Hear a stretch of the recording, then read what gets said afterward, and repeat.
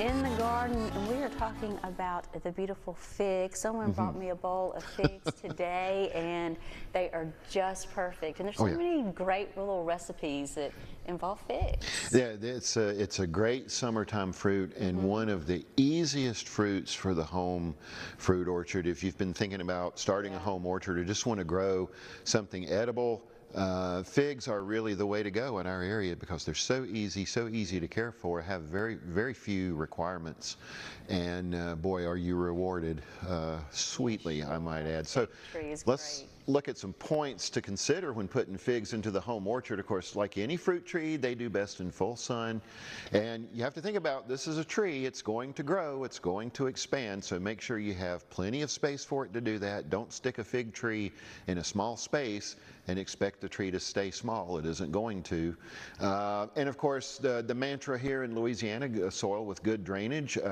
Figs have fairly shallow root systems, so that good drainage is going to be key. You don't want to keep their feet wet. They don't like to be inundated. Always make the planting hole 2 to 3 times wider than the root ball, and set the plant in the planting hole as deep as it is in the pot, or a little above grade actually, to ensure that the root system has good drainage.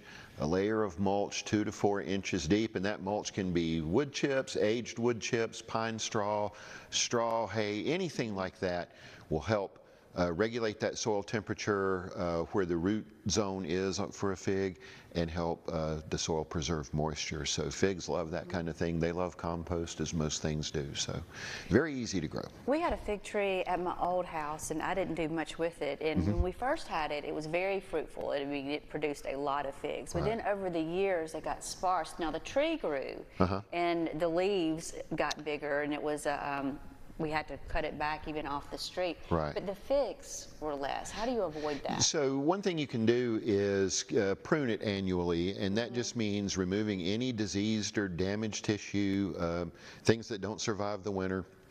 Remove that first, and then prune it back so you get that new growth. That's what figs are going to form on.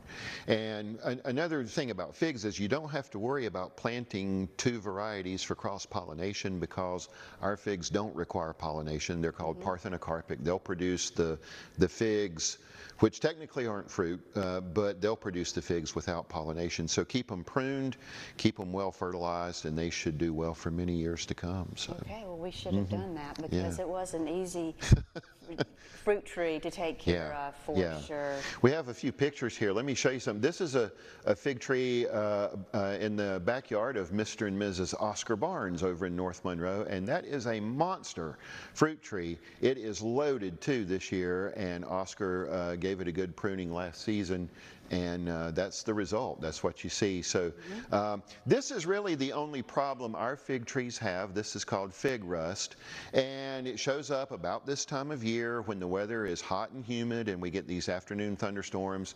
It's a foliar fungus. It's not going to hurt the tree. You might see a little leaf drop. Best thing to do is just rake those leaves up and dispose of them.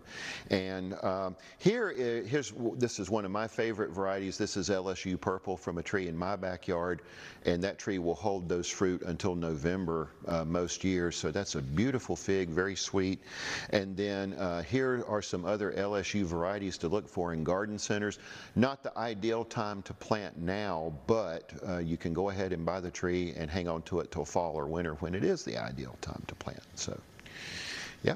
Yeah, a lot of good recipes for figs as well. Figs and goat cheese. And we had a neighbor that made fig preserves. She picked them off of my tree and made us all preserves. And fig pie and all kinds of things. So any speaking engagements coming up, Carrie? We got about a minute left. So right after this, I'm headed to Minden to teach the botany section of a new Master Gardener class. That's over in Webster Parish. So look up the Master Gardener program on our website, lsuagcenter.com. It's a volunteer service provided by the LSU Ag Center. So if that sounds something you might want to do, look into that and join up. And then we're putting together a field day for our heirloom gardens down at the Northeast Research Station in Tensall Parish. I was just talking to my colleague Marcy Wilson before coming in, and we think we'll probably have that in late August or sometime in September, but that's associated with our North Louisiana Seed Preservation Program, and we'll have the dates out for that. So. All right, good. Good deal. Okay. Thanks so much, Carrie. And if you're looking for a new career, Christopher Kelly can help you out. He'll be here with all the details coming up next.